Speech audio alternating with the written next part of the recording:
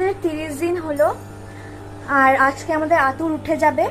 তো সেই জন্যে নাপিত কাকু আসছে। সে একবার এসে ঘুরে চলে গেছে, সে ফোন করেনি বলে চলে গেছে, আবার আসছে এখন। তারপর মেয়ের সব কিছু এখন রেডি করা হলো।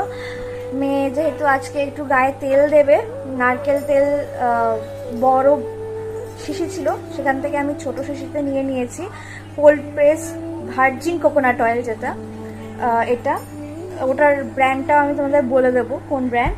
আর এখানে মেয়ের জামা, র্যাপার আর সব ওর যা জিনিস লাগে সেই সব রয়েছে।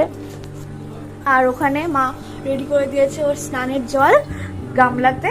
আজকে যেহেতু পুরো স্নান করবে ও 1 মাস পর, তো এখনো আসেনি, আসলে হলুদ তেল ছুঁয়ে দেবে, তারপর নখ নরুলে ছুঁয়ে দেবে, তারপরে আমরা স্নান টান করে নেব।